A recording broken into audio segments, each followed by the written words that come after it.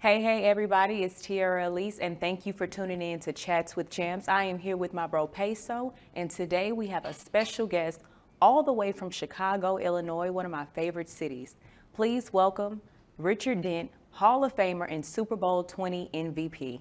Now, I hate to start off any discussion with negative energy, but it's not looking too good for the Bears this season. What's going on with the Bears? What do you think needs to happen for them to see their first victory?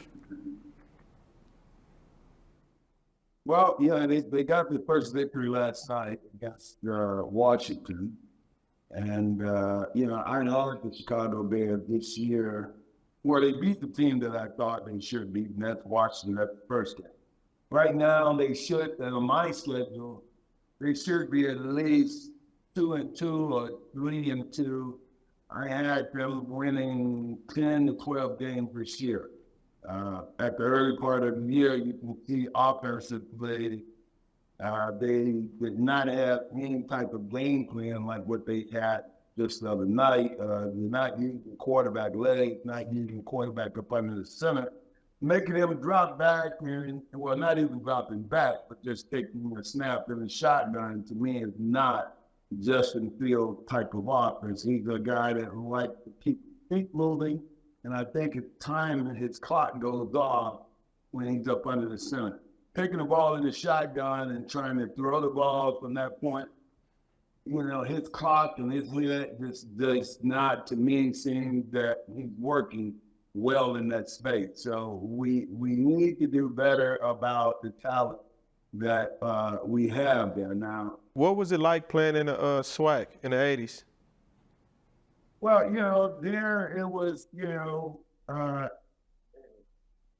the NFL, we got its pro offense from the SWAC. And the pro offense is when you have two wide receivers outside and you got a tight end and you got two running backs in the back.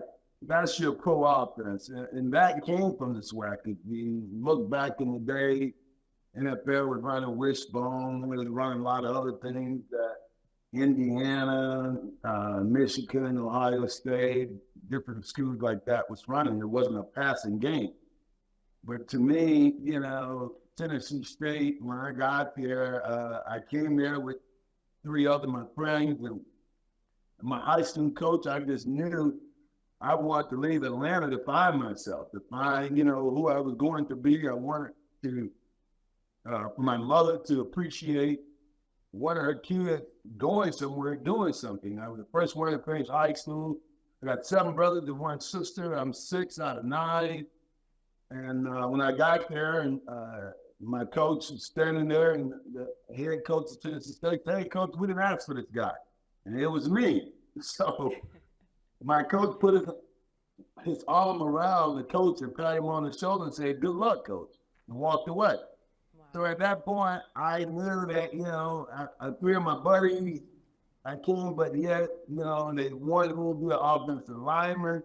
I'm like, I'm 195 pounds. Who I'm going to push around? I wanted to be a tight end, do something. I thought I was quick and fast. And I just realized, they wasn't focused on me. So when people are not focused on you, I had to go to the Diamond Squad. The Diamond Squad is basically the offensive, defensive team that give you an offense picture, what you on the offense. And to me, it was about giving them a picture because I was looking down on the defense and seeing how they were. And if you were competing, he would play you. So I started preparing myself. And I started showing them that this is not for me. Let me show you what I'm about. Let me show you where I should be going. And I basically, for a whole year, fall and spring, prepared myself to go to defense, but I was doing it on the offensive side until they decided, like, hey, okay, after it was over, they said, you're going to defense. When I went to defense, the tough thing about defense was that our defensive team, we had to run the track. Our offensive team ran the track, but everybody left the track at the same time. But on defense, you had to run the 2 mile, 14:45. We had to run the mile at 6 minutes. We had to run the quarter at 58. We had to run 4 220s, which the first one was 28, 31, 33. 35, and we couldn't miss the last one. You can only miss one. So that 6-minute mile was something that, I think every kid in its life, we all need to be pushed to a level that we don't know that we have. And Joe Gillum, Tennessee State, they pushed me to a level that I didn't think I could, accomplish. And once I was able to accomplish that, the next year I basically ran that mile, ran all those races and made that time. But this man was all about, if you're gonna quit on me, you're gonna quit on me on this track before we get on this field. So I remember many All-Americans dropping their bags, leaving Tennessee State, leaving, swag. And at that time, a lot of folks felt like, you could not be found. But when you look at the history of Black colleges, when you look at the Hall of Fame, you have as many Hall of Famers that went to Black colleges, damn near as much as one that went to the big college. Did growing up with so many siblings mentally prepare you for football and the challenges that it brought? Football wasn't my thing then. At that time, my dad thought he had the next Jackson 5. In the early 60s, I mean, we having talent shows in our backyard, starting a quarter, getting the concert, over at East Lake Golf Course. The YMCA was right there off the first hole. So to me, I was a big kid, and I used to play with my brothers and friends, and yet, I was the person that really, found out that, the stage wasn't not many. I enjoyed the stage with my brothers. I could sing, I could, play the bongos or something, but after you look at the money and when it's spread out, it's like, hey, this ain't so much. I can cut grass. I can work with my mom at the church on Tuesday and Thursday, to make my own money because the clothes and hand-me-down did not fit me. So I had to go out and find my own because I knew my family couldn't afford it. I knew my family didn't have it. So, I had to go buy my first swinging bike for $119. That was a lot of money at that time, but that what got me to work in and out. So I was a young entrepreneur, if I would say. I kind of want to go back to you discussing the role of HBCUs in shaping your success. My brother and I, we both are HBCU students. I graduated from Grambling State University, and he's currently studying at Grambling State University. So that's where that SWAC question came about. But there's a misconception and I'm sure you've probably heard about it today, is that most of the top players choose to go to predominantly white institutions because they don't feel that they'd be seen going to historically Black colleges. But I mean, would you agree with that, or how would you, I guess, kind of cancel that misconception that just because you went to an HBCU means that you're not going to make it to the league? Well, I made it, So I think that that's for one preference. To me, today's world, you can be found anywhere. Okay, so if you're doing well, and if the top kid coming out of Illinois or Georgia or wherever decided to go to a small school, the media and press is coming. Now, back in the day, that didn't take place, but yet and still, they knew where the athletes were. When you looked at the Hall of Fame, you'll see many players that came from HBCUs, damn near as many that came from big schools. That's there today. So to me, it's a preference. I think that the little kid money today, you should give them a scholarship, because when a kid comes to your school, he's coming there to help the school to make money for those other students to play football. So now, if you want to be an attorney, you couldn't be an attorney and play sports. So the idea is, hey, you know what? Maybe we give you a scholarship to come back to school to be a lawyer, okay? Or you can pass that degree down. This is money that's never going deplete itself. Scholarship always go up. So if your money is going up, to me, it's something that I can pass down in my family or something that I can come back to school and get because I couldn't get it done when I was in school, didn't have the time to do it. But if I have a scholarship in the closet that I can use, to me, that's money on hand and compared to, guys getting money today. I agree with that 100%.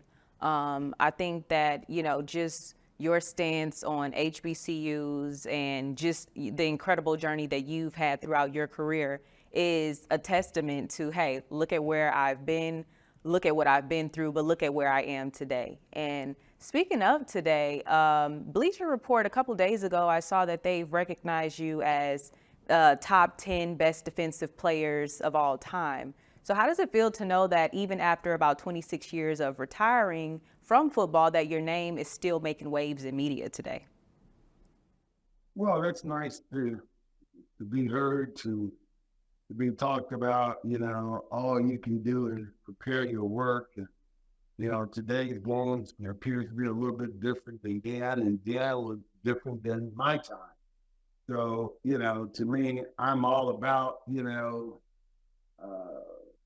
having a legacy, but also giving a legacy to the younger generation. I mean, today's kids now have an opportunity to make a lot of money and to do a lot. I mean, when I played, we fought, we struck for the guys that played in the 50s and 60s that didn't make hardly any money. They had a second job, and so imagine them playing 12 games and also having two jobs. And insurance-wise, there's some guys that wouldn't even get $200. I mean, there's no insurance at all. To me, this is the part of the NFL that kind of irks me. To me, that this is where I see the slave mentality of how one go about picking one and using one, right? So here's a situation where everybody that's a part of the NFL have insurance with their life, from their top office down to the coaching staff. The only person that does not have insurance the rest of their life is the players. We are the ones that play. It's 75, 80% minority, that's Black people that's playing. And the white folks are now beginning to be the minority, and color is coming to be the majority. Again, it's a problem that we're fighting. Caucasian people are fighting because they feel that they're being, moved off the planet, or they can't compete on the planet. So everybody is fighting, hating, and wanting to take away from people of color, which things once were to protect them. Now that wants to be taken away. So, we have to, my mom always taught me how you get to heaven is we all are God's children. We're on this planet to serve people. Whatever you're doing, you're serving someone. If it's bad or good, it's serving one. And to me, if we can find something you love and enjoy in serving people, and you have to make a living off of, that's great. Finding someone that loves you and you can love them. If you get those three things in your life, it's a great place to be. Do you perceive any changes in ownership since you retired? The better to, I'm surprised, but yet, it's nice to see at Chicago with Waukegan being 2 miles up the street, never had a Black secretary in the office. Anybody Black, it was either a coach or equipment man. That's what I saw for the 12 years that I was there. Now, today's world is totally different. I mean, the CEOs have to be Black now. The general manager having to be Black. You have women, they have many different folks of color that's working for them. So it's nice to see, but again, people of color is the majority of the world today. If you're not inclusive, if you're not bringing those things together, then what are you doing?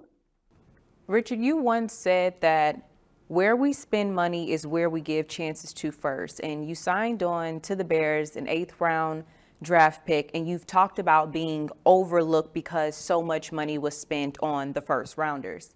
Can you describe what that moment felt like when you finally started the next season? When a team drafts someone, you want that person to go out and make you look well. Okay? This is why we pick you that way. But when it doesn't go well, and someone, at a lower pick, now they're in a situation saying, well, how you're media saying, well, you don't know that guy. That guy is this or that or whatever it may be. And the team, it feels like you're in an embarrassing situation where you don't know what you're doing, but yet you want to feel that way. So to me, my second year, I started the last 10 games. And the last 10 games, the 7th game that I started, I didn't have the one sack. So I was on bringing 30 down. And finally, they decided to, let me play. And, things took off. In 3 games, I did 10 sacks. And in 10 games, I get 16 sacks. So I led the league. So here it is. I didn't have a 1 sack for 6 games. And I ended up leading the league with 10 games going in the league. So, and I come back and say, hey, I think I got a future here, right? So I wanted to, at that time, I was only making $80,000, and now they got an option. The option wasn't mine, it's their option. So I wanted to make sure that they insured me and get me a lawyer to run it in before I come back to camp the year that we won the Super Bowl. Wanted to make sure that they were in good faith as negotiating a contract with me. So I held out until that came about, and while I was playing, I was negotiating. Now that's taking a chance, but that's life. That's how it goes. And I'm looking at the guys that I'm playing with, and to me, if I can make my teammates better, I have all I need. So I can do my thing with the team that we're playing, not just worried about me, but worried about Otis Wilson, worried about Wilbur Marshall, worried about the Freeland, worried about Steve McMichael, worried about Dan Hampton. So you understand, all these guys, Steve McMichael, Dan Hampton was a first rounder. Mike Singletary was a first rounder. Otis Wilson was a first rounder. Wilbur Marshall was a first rounder. William Perry was a first rounder. Mike Hartenstein was a first rounder. Al Harris was a first rounder. These are all first rounders off the defense. And here it is, you, a 7th rounder, coming here, and you're better than all of them. I knew that, but yet I knew the organization was all about promoting, the people that they put in that spot. Every NFL team, you look at an NFL team today, they're only going to promote 1 or 2 guys on their team. They're not out to pay everybody on the team. Okay, you look at Kansas City, the tight end and the quarterback, maybe one of every team. Any team, they're only going to promote 1 or 2 guys.